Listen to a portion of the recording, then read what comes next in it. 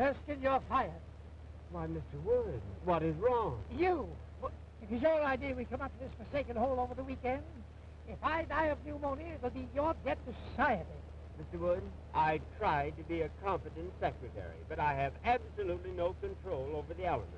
How did I know it was going to rain? See, the paper says fair and warmer. That's last week's paper. You're still fired. How much further do we go? Won't be long now, Mr. Wood.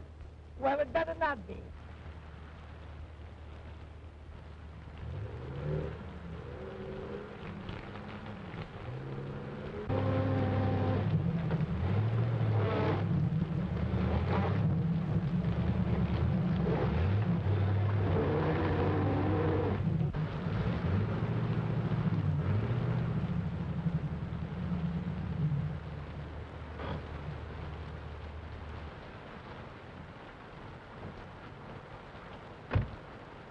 Is there something the matter? I guess we're stuck. You guess you're stuck. What are you trying to do? Kill me? Oh, no, it's not as serious as that. We just skidded into a fallen tree. Don't stand there. Don't stand there like a trained seal. Suggest something. I'm sorry, sir, but I never did work well underwater. I know this part of the country intimately. There are several houses nearby. We can walk to one of them. Swim, you mean? I see a light down that way. You couldn't see a light if you looked at the forest fire.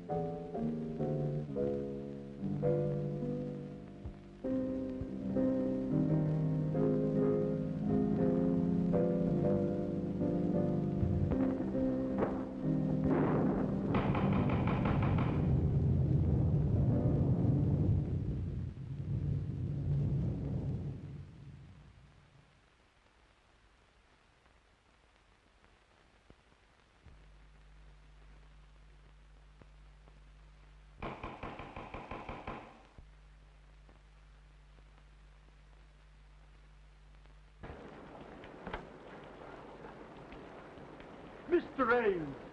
Oh, hello, Caraway. I'm sorry. I didn't recognize this as Dr. Kent's house. Just a moment, Ames. I don't know who this Dr. Kent is, but I'm getting out of the storm even if it's to be the missing link. Coming in, Mr. Ames?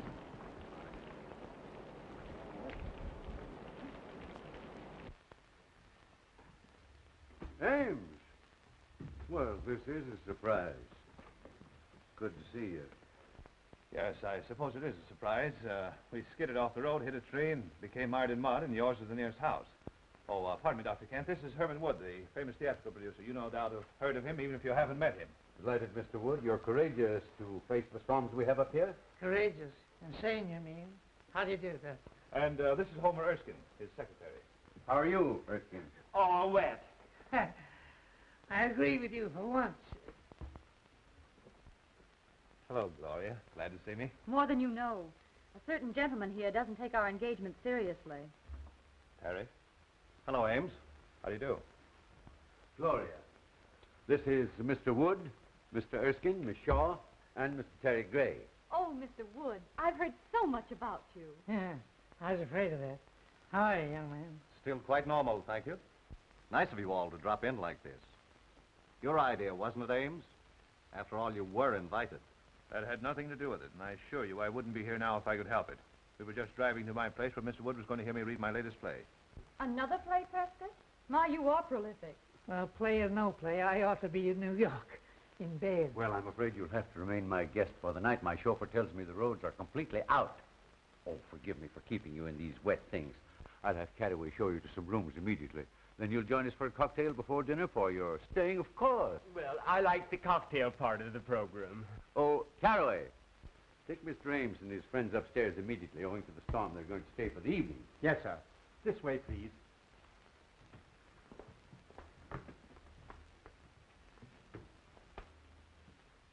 Who are you? Why, you tell her. I'm beginning to be uncertain of everything. Why, this is Mr. Wood. I'm Mr. Erskine, his secretary. I pity you so much. You're surrounded by tragedy and sorrow. Oh, you are psychic, Beatrice. Mr. Wood is the greatest producer of tragedies and dramas in the country. You mean he was?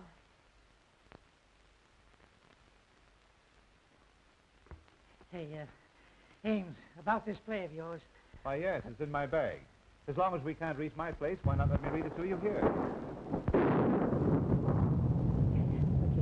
I just remembered an important appointment tomorrow in the city. I must return tonight. Isn't that right? Yes, absolutely. He has to address the Travelers' Aid Society on the proper way to fold a timetable. My dear Mr. Wood, I would gladly assist you, but until the storm abates, there's no way of reaching the city. Well, we may as well accept the situation, Mr. Wood. We'll have a good dinner and then retire to Dr. Kent's study for a nice, quiet reading. Perhaps it'll make you appreciate my play all the more. They say a full stomach breeds tolerance. Well, something tells me I shall need it.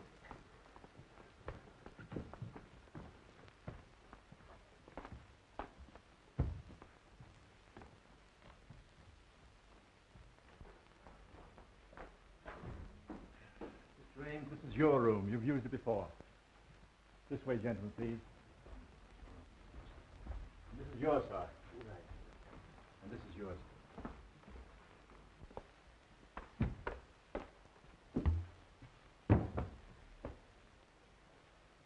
Just a moment. Have that coat dried out. Yes, sir. Right away, sir. Anything else, sir? Yes, close the door when you go out. Yes, sir.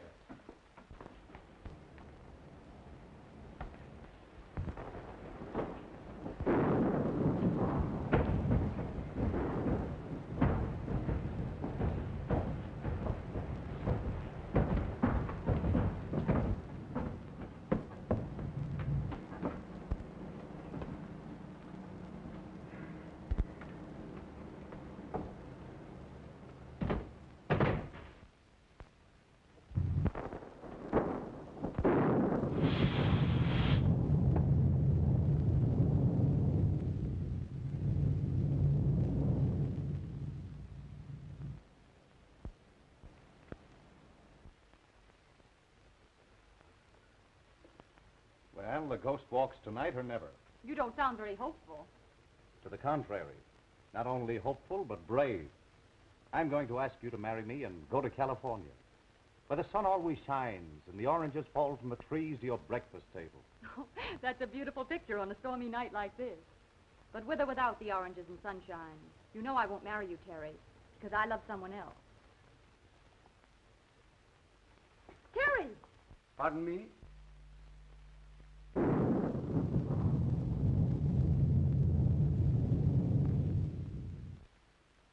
You're not a very easy man to discourage, are you? You forget that Gloria here is engaged to a mutual friend of ours. I don't think that's any of your business. Here, Gray. I don't like your attitude. In fact, I don't think I like anything about you. So what? Why must you two always act like gladiators? Be sensible. Tonight of all nights must not be the time for any discord. You know I've never given you cause to think of me as more than a friend. That depends on your viewpoint. I might argue that statement. I'd like to give you the thrashing you deserve for those insinuations. Please. We'll discuss this later.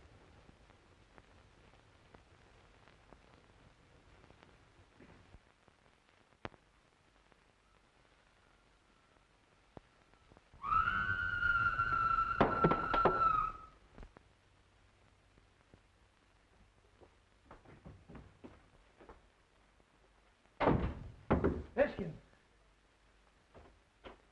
Did you hear that scream? Yes, you sounded like a grand opera star with acute indigestion. Worse than that. Sounded like something unhuman. Oh, pure imagination. If I allowed a noise like that to scare me, your voice would have killed me long ago. Look here. Are you trying to insinuate I'm afraid? I'm just nervous, that's all. What kind of a madhouse is this? Oh, don't be so excitable. It's probably your liver acting up again. Have you your pills? Oh, my pills. Any of you folks here scream? Yes, it frightened me, too. Yes, I can't understand where it came from. Tell them where it came from, Ames. You've heard it before. Why scare your friends unnecessarily? Perhaps you're right. Any scream you may have heard probably came from Beatrice's room. She's Dr. Kent's patient and Mr. Gray's sister. You met at the foot of the stairs. She's just a little irrational at times. Well, as far as I know, it's nothing to worry about. Simply emotional outbursts. Don't you just love a night like this? This old house seems to belong in the rain and thunder. I read a book once about an old, old house, and oh, I don't know how many murders happen on just such a night as this.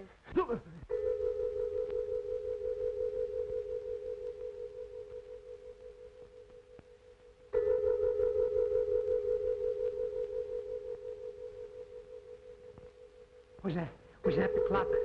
Yes, I guess so. I think so. It must have been. But it's a union clock. What do you mean? Well, it strikes any old time.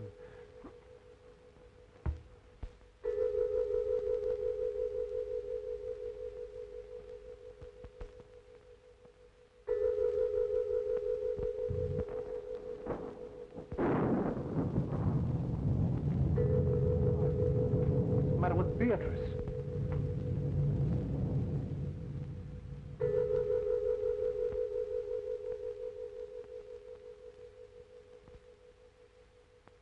Yes, John. I am waiting for you. I am waiting.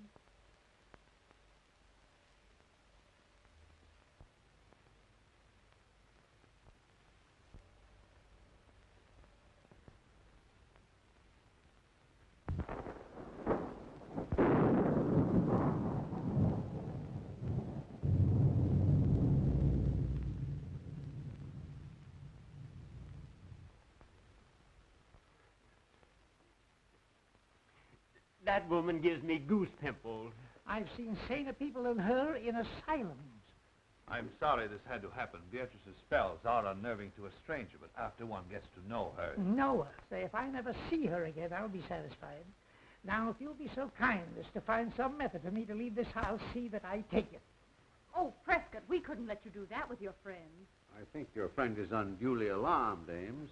Oh, is that so? Well, who asked you? He has high blood pressure. He should calm himself. Oh.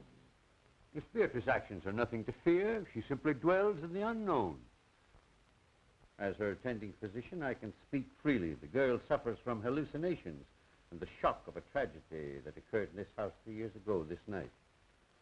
Mr. Ames remembers that night very distinctly, no doubt. That's why he shuns my house. Dr. Kent, I see no reason for making my sister's grief public talk. I'll bet the doctor's going to tell us about some terrible operation. That ought to be cheerful. The unsolved murder of your sister's husband must be public talk in this house. Murder? I have taken notes on her actions since that night, and each year, at this hour, the flutter of that sound is heard, and she has acted as though the spirit of John, her dead husband, had returned to her. That's all there is to it. Erskine, we're leaving. Dinner is served, sir. No, we're not. Ghosts or no ghosts, we're eating. We're leaving. You're disobeying my orders. No, I'm not. You fired me an hour ago.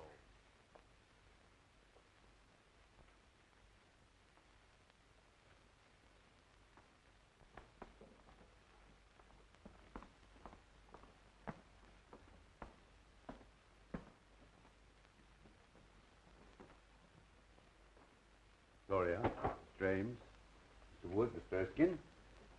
Hope you're all as hungry as I am. Just give me an aspirin. Just give me anything but a tomato surprise. I've had shocks enough. This is about as cheerful as an undertaker's picnic in a cemetery.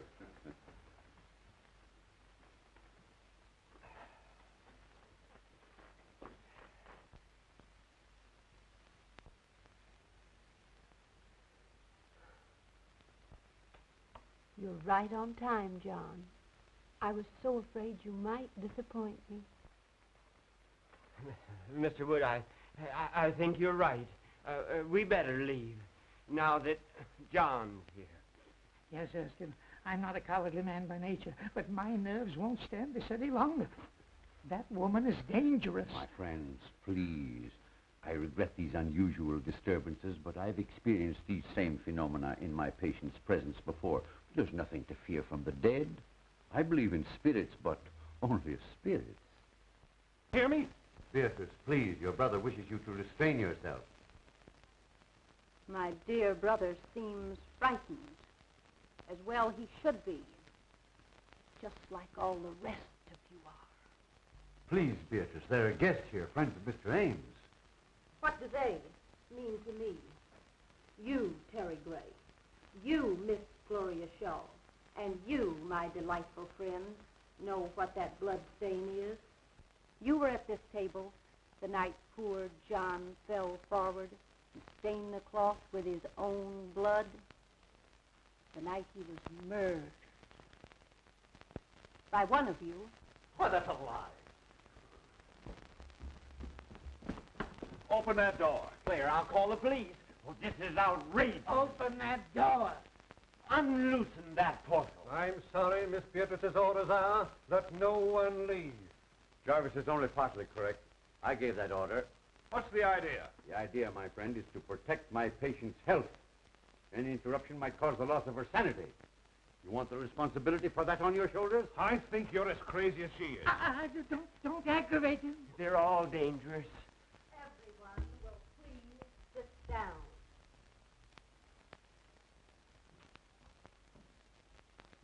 You can't frighten me into anything.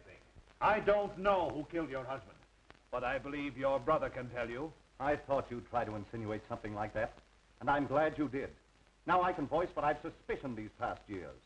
You were jealous of John. You wanted to marry Beatrice for money. You, a penniless hack playwright. She preferred John, and you killed him. There's always been insanity in your family. Wait. He's right. I, too, always thought you killed John. You're unscrupulous enough to have done it. That's enough of that kind of talk. You aren't free from suspicion either. As John's cousin, you inherited more money from his death than I did. How dare you say that? I can't listen any longer. In the name of humanity, allow Erskine and I to get out of here before they kill each other. I appreciate that we have outside witnesses to what is going to happen. There is a murderer in this room, and we're going to find him. John, tell me the person who killed you. Speak quickly. Why don't you admit it? Hurry, before it is too late. You'll talk now or I'll break your neck. Light! John! John! Speak to me, John! Jarvis, turn on those lights.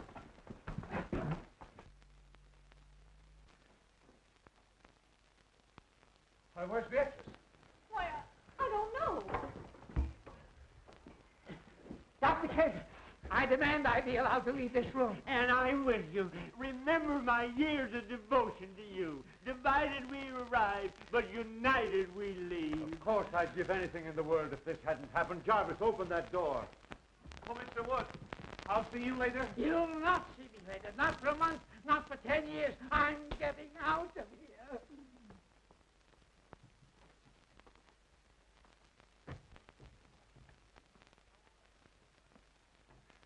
And so ends the first act of my little play. Oh, darling, it was wonderful. Well, we certainly scared those two. Nelson Wood's famous for his temper. Isn't it remarkable how they reacted almost exactly as you had written them into your play? Whew, I'm tired, and we've 2 more acts to go. Well, you're as clever a group of actors as I've ever seen.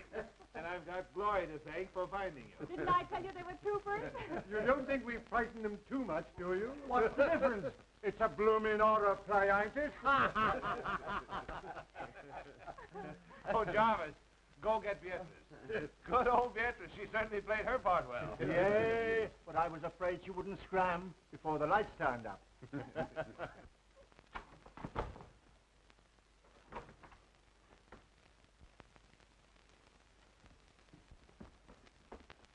Beatrice, are you hurt? Beatrice, what's the matter? Speak. She's dead. This is my room. No. And whoever it does belong to has a gun. A gun? No, let's don't annoy. Oh, shut up. This make him in handy. A manuscript. The Ghost Walks by Prescott Ames.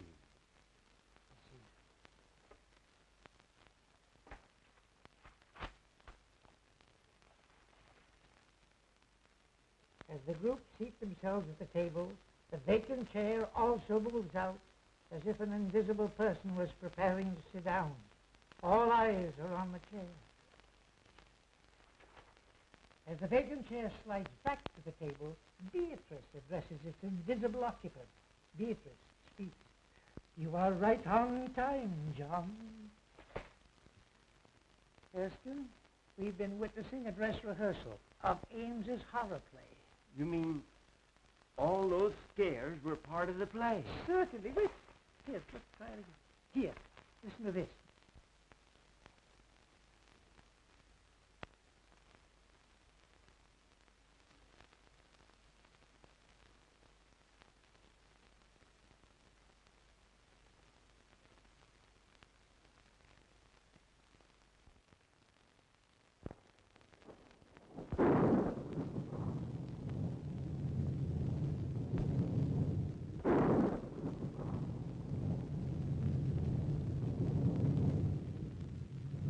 I'm afraid my play has been surpassed.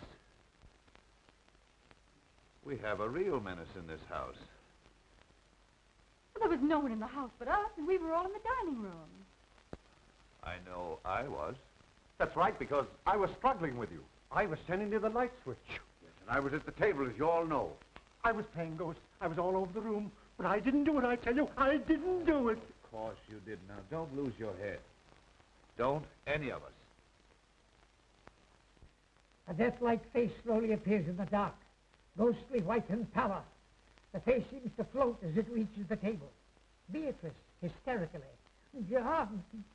Lights out. Everyone remains where standing with the exception of Beatrice, who disappears through a door in the kitchen.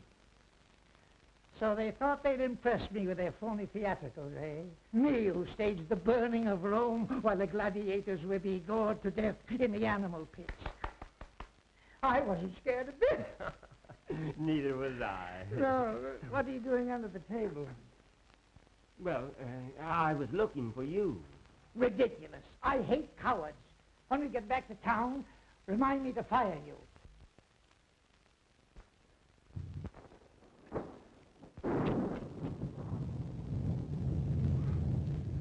Let the play continue.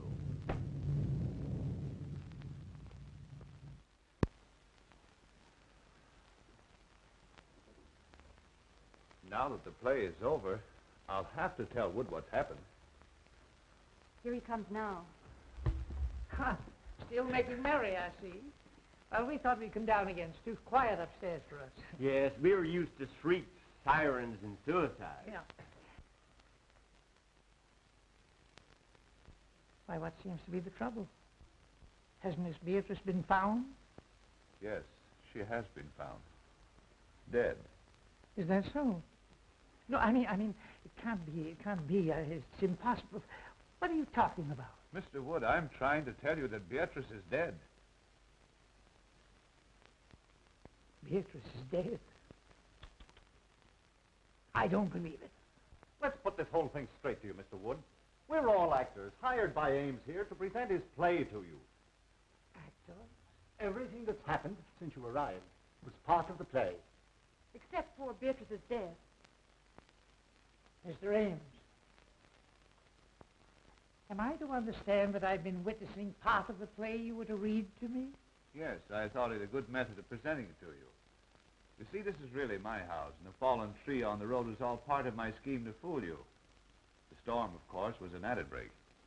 Well, if these chills and thrills have been theatricals, where does the death of Beatrice fit in? Surely you don't destroy your characters. Somebody evidently does. We don't know any more about it than you do. The police should be notified. Now, wait a moment, everyone, please. I know that this is even more confusing to Mr. Wood than it is to us. He still believes we're putting on the play. So the only thing we can do is to show him Beatrice. By all means, do. Yes, death is no novelty to us. No. We stage it 8 times a week, including matinees. And benefits. Now, remember, no one is to touch the body until the police arrive. In there.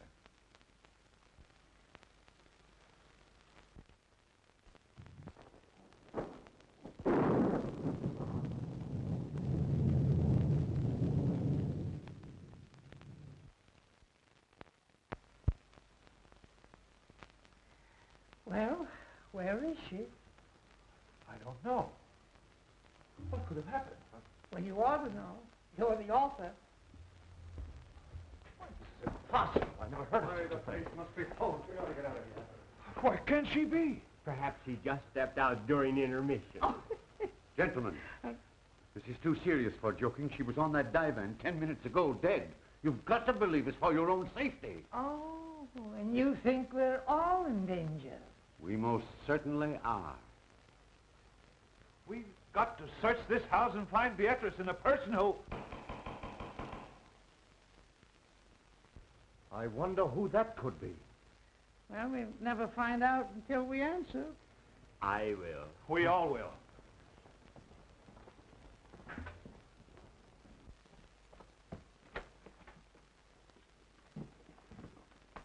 Who are you? Who are you? A guard from the Greystone Sanitarium. Seen anything of an escaped patient around here? What kind of a patient? A quiet one, until disturbed, at which time he becomes slightly murderous.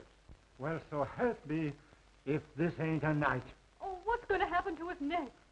Who are these people? I didn't know anyone was living here until I saw the lights. What makes you think he came here? Empty houses make good hideouts. I never saw or heard of anyone living here in the past few years. Well, I've been living here about a month. I think you've come to the right house at that. Yes? Has anything happened? Uh-huh. A murder and a disappearance. What are you winking about? Winking? Why, my dear man, you're saying things. I simply stated a murder had been committed. Murder? Ah. Well, it's him all right, then. Well, who is this man you're looking for? At the sanitarium, we'd call him Case 222. I guess you'd call him a homicidal maniac. A maniac? And you think he's loose in this house? Now, be perfectly calm. If my patient is here, and you scare him with hysterics, he might tear you apart to see what caused the excitement. Oh. That reminds me. Has anyone called appearance? No. Well, that's a usual procedure, isn't it? Well, we forgot to, I suppose. But there's a telephone right here in the study. Telephone?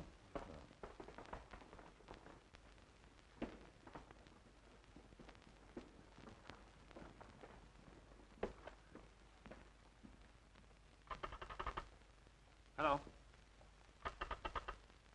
Hello?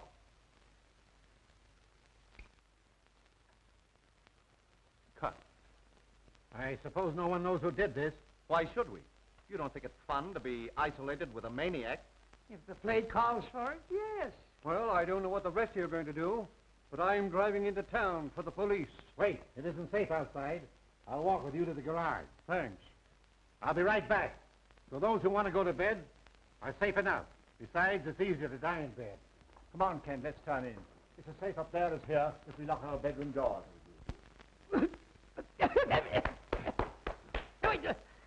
What's the idea? Why, you're choking terribly. Well, can you do any better?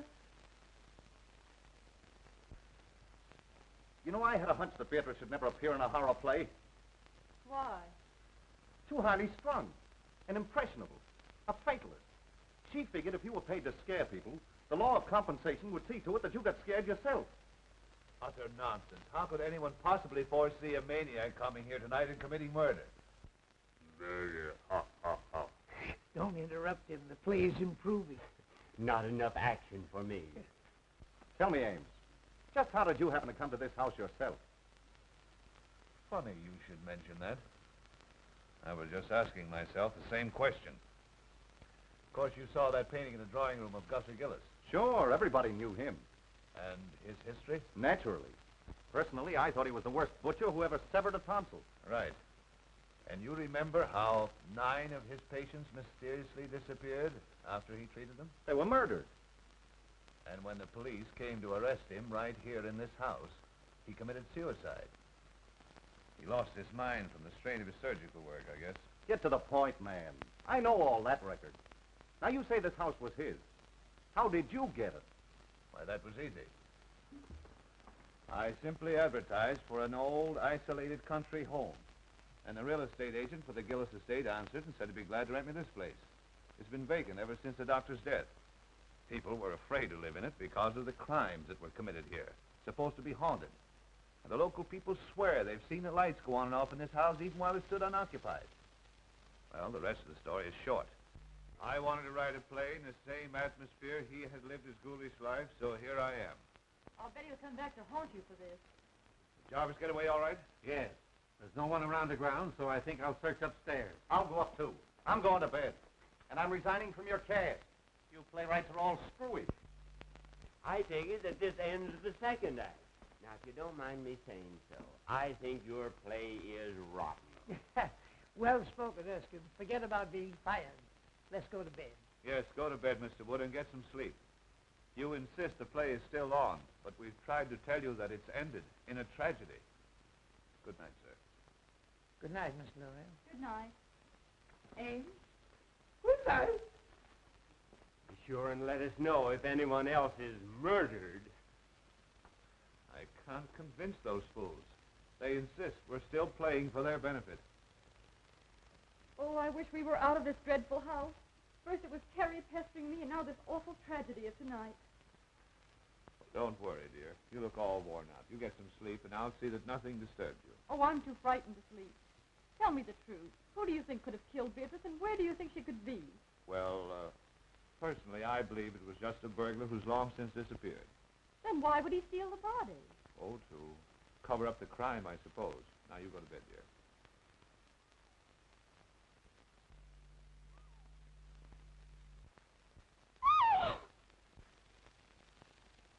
Why, Gloria, what is it? Oh, you poor kid, your nerves have completely gone.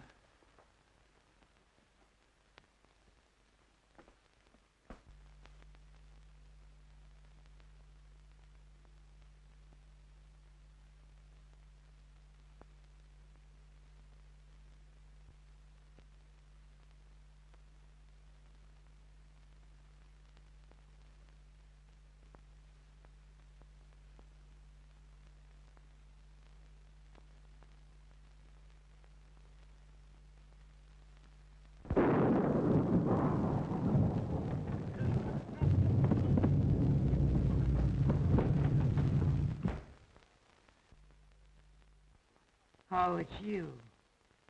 I ought to pull the trigger, Pat. Well, come on, snap out of it. What is it? Mr. Wood, maybe we're wrong. Maybe this isn't the play we're witnessing after all. Oh, rubbish. You saw the manuscript, didn't you? Yes, but I didn't see anything in it about the top of my bed coming down and smothering me, just like a steak under onions. Oh, nonsense. You've had too many cocktails. Besides, I wouldn't be lucky enough to celebrate your demise by violence. That's a fine way for you to talk to me who has been everything to you but a mother. Now, Mr. Wood, listen to reason. I may be all wrong. I'm a nervous man by nature. But if this play is still going on, it's the closest thing to reality I ever saw behind the footlights.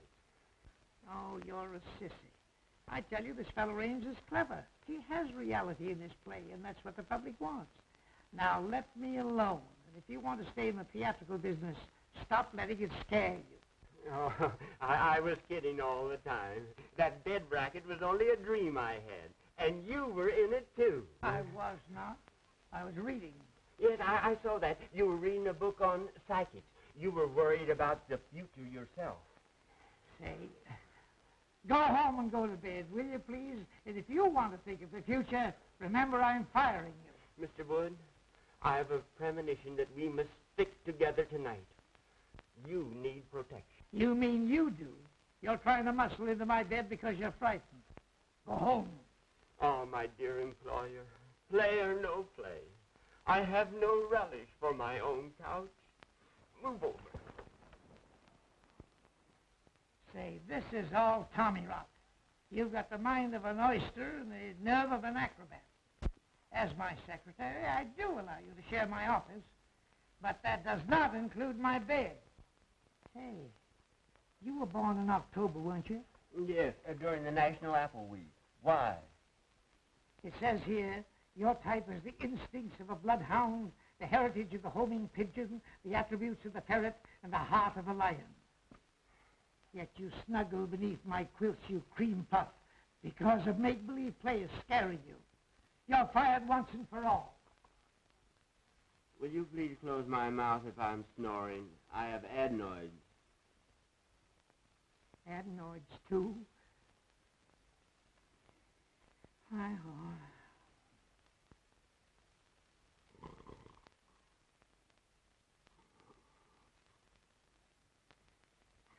Homing pigeon, ferret, lion.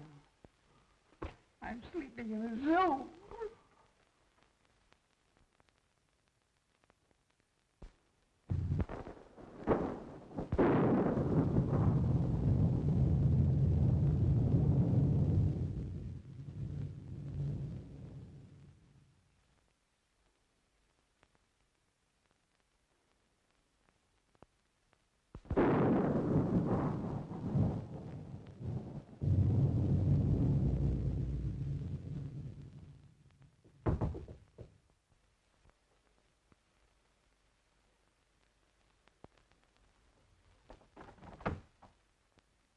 I was worried about you.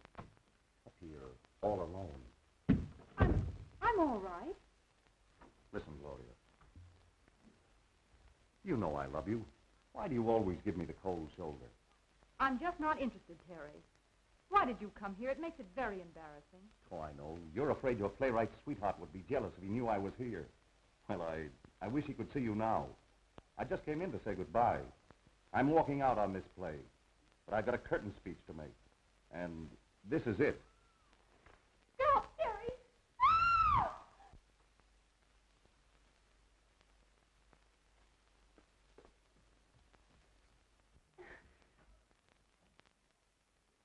Gloria! Gloria! Why, you fool. Now see what you've done. I'll hide in that closet until he goes. If you tell him I'm here, I'll tell you invited me. Understand? Oh, darling, what frightened you? I saw a man. Oh, where was he? He came in that door. I screamed and he went away. Oh, you poor kid, what a narrow escape you had. Wonder what that screaming was about. There's a light in Gloria's room. Let's see what's up. You take it easy. I'll find the guard and we'll search the house again. What's happened? We heard screams. Someone tried to break into Gloria's room. What? Who? I don't know. Here comes the guard. Seen anything? Plenty. Gloria was almost attacked by someone. Fancy that. Who do you think it was? We don't know. We'll wake up everybody and find out. Good idea. Let's try Terry first. Oh, Terry. Gone. Not a sign of him. Whose room is this? Oh, that's mine. And there's Erskine's room and that's Mr. Woods. Well, let's see what they know.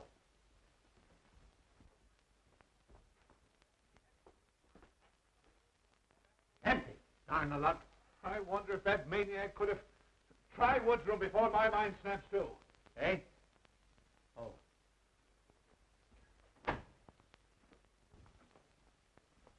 Hey, you two. Get out of here. My office hours are from 10 to 4. Seen anything strange in here? Yes, here's an exhibit that ought to be in a museum. What are you doing in here?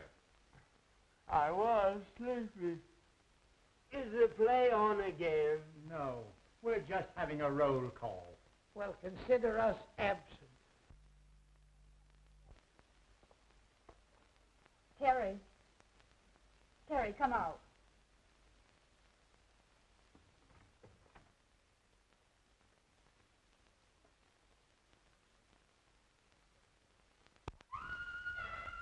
Gloria. What, again? Oh, let's don't miss this. I might as well be a fireman.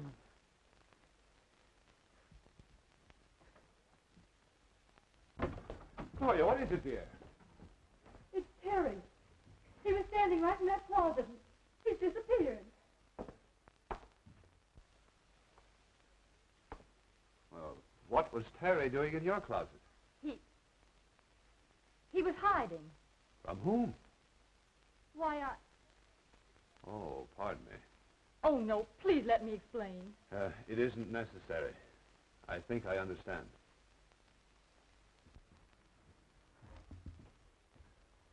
I'd sooner trust a lunatic than I would a Yes, woman. they're more reliable.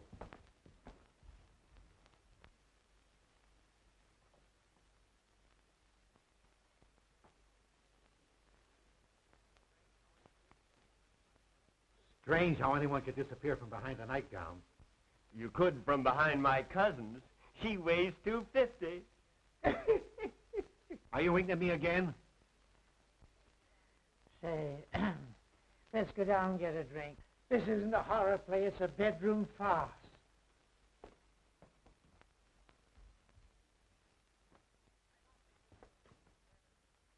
I don't think this situation is fair to me. You people are of very little help. That patient of mine is evaporating. He thinks all I've got to do is to look for him. Besides, I promised to be a 4th of Bridge tonight with some friends of mine.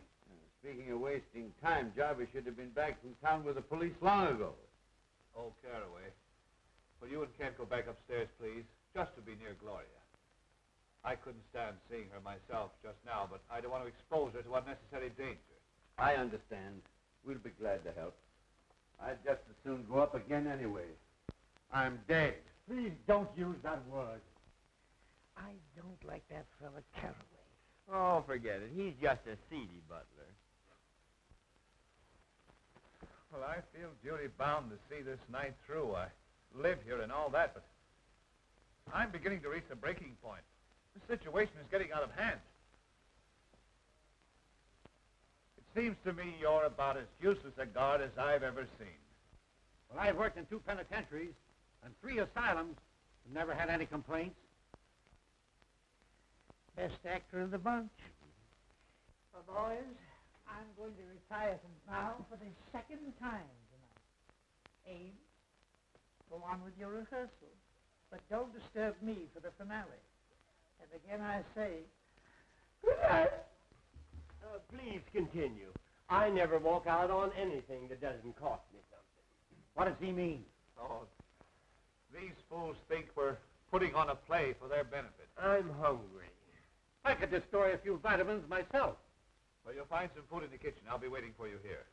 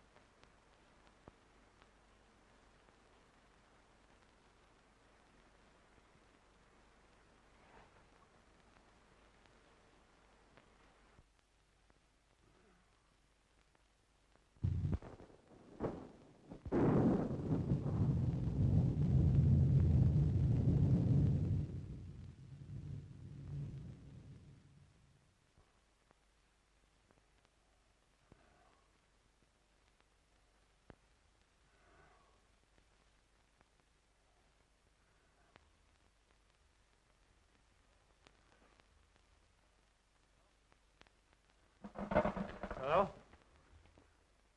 What are you doing down here? Why, I just came down to get some cigarettes. Well, you shouldn't have left Gloria upstairs alone. Well, I'm not her guardian. If you're so anxious about her, why don't you go upstairs and play watchman yourself? That's just what we're both going to do. Well, the scene shifts. So do I.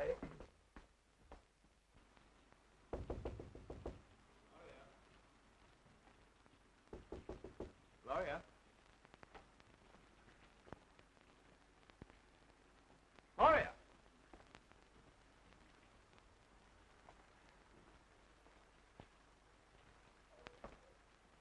I smell chloroform.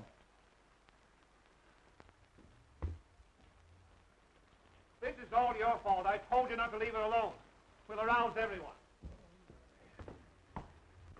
Okay. Well, Mr. Woods. He's probably in his room. I shouldn't cue you, but here comes Kent now. Oh, Kent! Yeah? Gloria's disappeared. Huh? Say, have you been out in the rain? No, why? Well, whoever stole Gloria took her out of the window into the rain. Funny that you should be out of your room and then appear all wet. I don't like your insinuations, Mr. Ames. If you must know, I couldn't sleep. I was going to take a bath in the tub and turned on the shower by mistake. That's what I would call a watertight alibi. Maybe Mr. Wood knows something.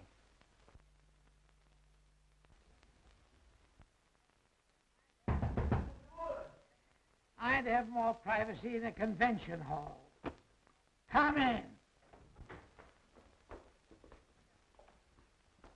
Mr. Woods, some gentlemen to see you. Have you seen Gloria? She doesn't seem to be here. Why? Gloria has been kidnapped. Goody, goody. I say, that's beastly rude of you. They accuse me, but I think Teddy's the guilty one. He's gone, too. They've got to search the whole place over again. Get up and see the fun. It's better than looking for a good candidate before an election. Not me. I'm staying right here. And if they don't stop this fool play and get out of here, I'll rid the world of the entire cast. All right, stay here. I hope you're the next victim.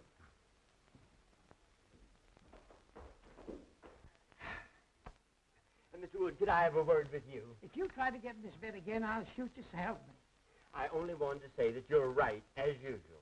The play is still going on. Of course I'm right. I know the theater like Barnum knew his elephants. And I'm not cross with you, Erskine. In fact, I'm going to raise your salary. Thanks. People don't disappear every 5 minutes in real life. Unfortunately, some don't. I'd like to get some sleep. But the play... Earn some of the money that I pay you by watching it for me. Why, I thought you fired me. Not till we get back to town. Now, shut up and get up. Guard! Guard! Huh? What do you want? Fine, help you are. Gloria's been stolen and you're standing around here eating chicken. Well, one must eat occasionally.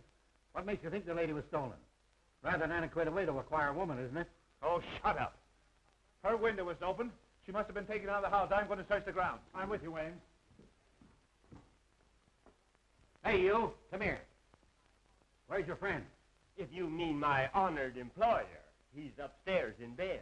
I think I'll go up and look him over. There's something queer about you both. He winks at you and you wink at me. And I don't like it.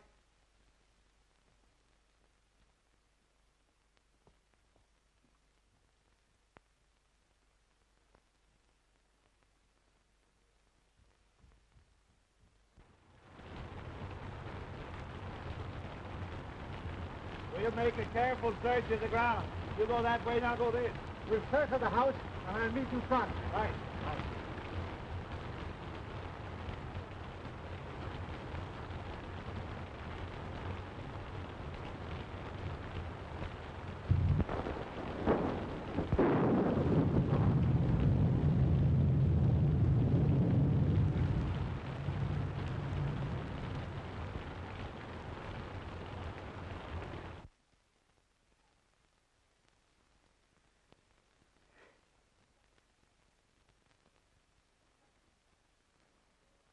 Who's there? Only me. Oh, my old friend from the insane asylum. Come on in, sit down. Make yourself at home.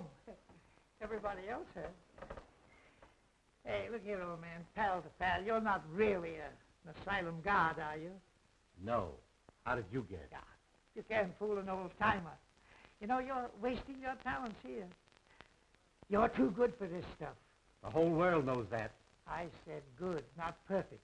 like that play. You know, I've been thinking that over. It's mighty darn gripping. I think it's pathetically bad. I'll have no part in it. Are you under contract to Ames? Me? I should say not. But I'm ready for a presentation now that will astound the world. I believe you are. I'll bet you'd be a sensation and a good part. And I'm going to give it to you. Herman Wood, the man who has given more stars to Broadway than Edison has electric lights, will star you personally in an extravaganza. Splendid, splendid. Oh, are you busy Thursday? Let me see. No, I have nothing planned. Good. Come to my office next Thursday and we'll sign a contract. Splendid. But you should see me work first. Well, what are you doing now? Wasting time talking to you. Come with me, and I will show you real dramatics. Are you kidding? I never joke. I will show you drama. Stark, throbbing drama, with a master touch of comedy. By golly, I'm with you. Just wait till I get my slippers. Don't forget, Thursday. Come.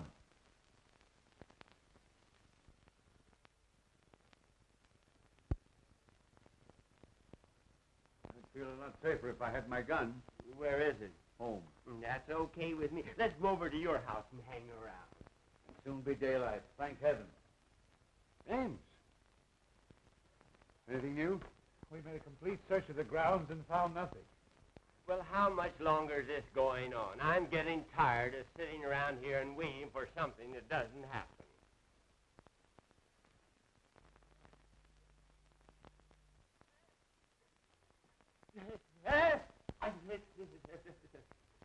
The picture. It's alive. It winged. What's the matter with him? He must be balmy.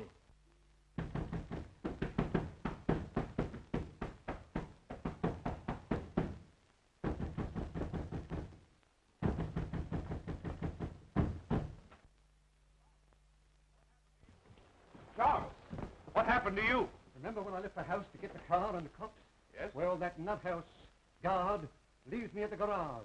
Then just as I'm getting into the car, somebody slugged me with a lead pipe. What was the idea? Well, someone didn't want him to get away.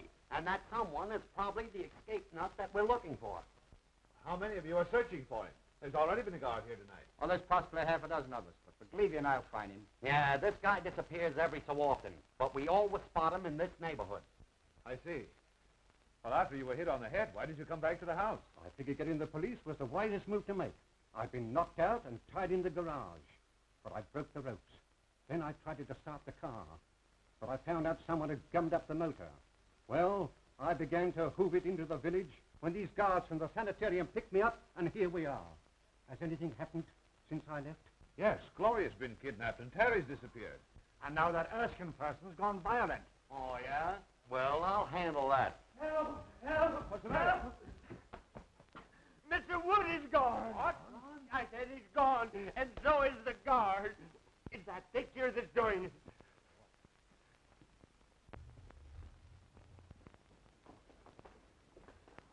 Oh, what's the matter with it? Its eyes moved. It glared at me. Why, it's as solid as the wall. You're daffy. Those eyes never stared out of nothing but a paint pot. I say someone looked out of that painting. Okay, brother, we'll soon find out who's nuts around here.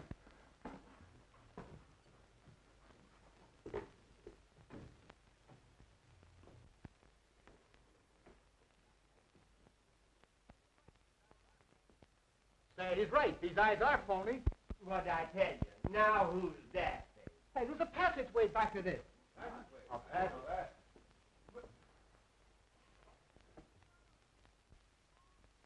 Look!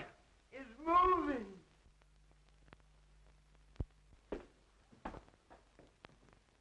That's how Beatrice disappeared from this room. Well, I'm going to find out where it leads to. I'll go with you. Be careful. It looks dangerous.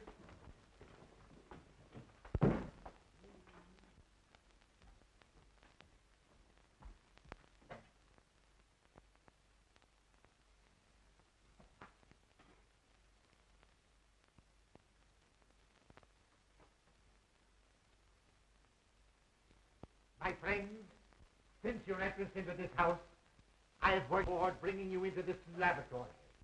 Years ago, a famous surgeon lived, worked, and studied here.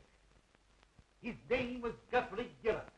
He is dead now, but I, Professor Elmer Trickery, will carry on and improve his work. Hey, I don't like these underground places. Well, you may as well get used to it. You may spend a lot of time in one. Why, the whole house must be honeycombed with passages. They lead all directions.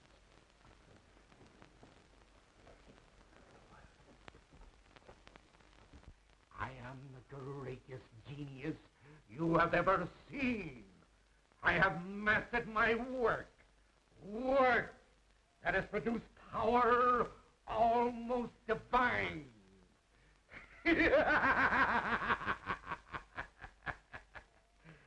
I have become more than the greatest plastic surgeon in the world. I am the molder of mankind. I have reached a great decision. That is why I've allowed you all to trespass upon the seclusion that I have enjoyed in a supposedly deserted house. I discovered this old house of Dr. Gillis's on one of my many escapes from the sanitarium. It is admirably fitted for my work. All I needed was patience. And now I have you, healthy people, who can't stand the rigor of certain small operations.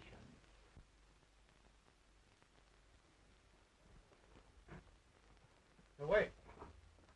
This looks like a door.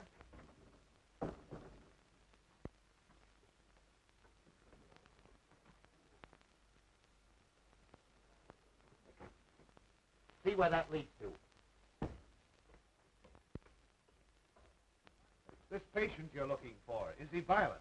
Sometimes. He almost killed a guard tonight when he stole his uniform. Oh, and he winked at me.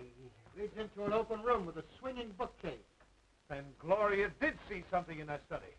We've got to find her before anything happens to her.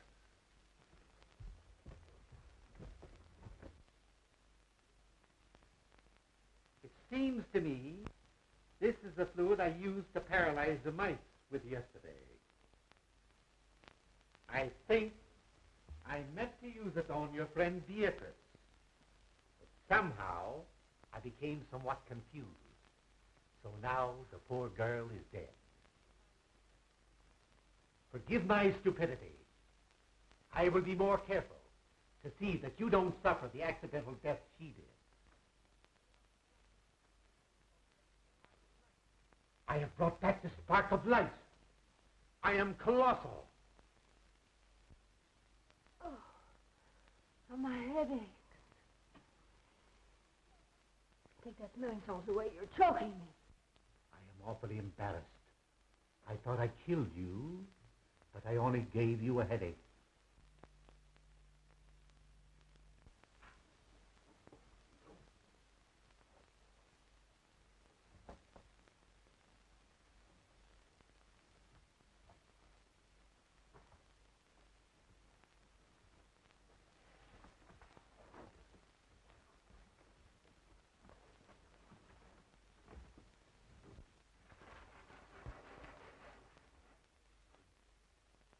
I ask your indulgence in looking at this chart. You will notice the various noses, eyes, and chins. You all have an ideal, a face you envy. You can have your choice of alteration. You understand, my operations run in series. You may look as you wish now. Ultimately, I will slowly change you to fit my model.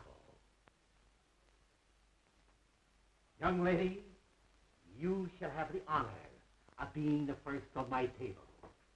I shall require very little from any of you. Just enough to begin my work. A feature from you, a bone from him, and a cartilage from that one. It's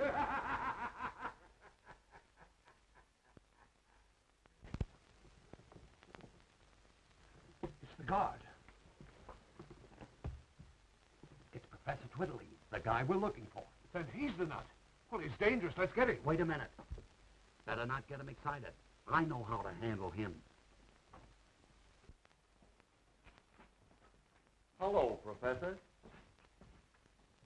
Why, Mr. McLeavy, what are you doing here? Can't you see I'm busy? Sure, but you've got to come home with us. It's important. Home? Is there anything wrong?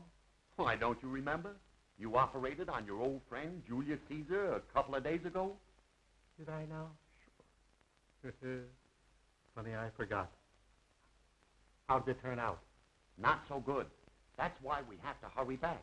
You see, he got tired of his Roman nose, so you grafted on a new one. But you put it on upside down. And on rainy nights like this, the poor fellow can't go out for fear of drowning. My. We'll return at once. Poor Caesar must be miserable.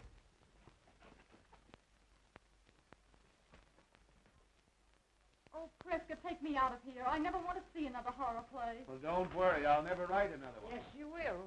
What? Absolutely, but you've got to rewrite it. Just like this night and the experiences we've gone through. Even to the murder of Beatrice? Yes, I'm afraid Beatrice will have to die all over again. Well, the ghost walks after all. Congratulations. Congratulations, John. You were all right too, Caraway. Thank you, Mr. Wood. Now what's the matter with you? I was just thinking how terrible it would have been had the professor really operated on us and changed us all. You might have gotten my adenoids, and I would have gotten your false teeth. Erskine, turn your face to the setting sun. Oh! What's the idea? Don't forget, you're fired. Oh, Mr. Wood. Come.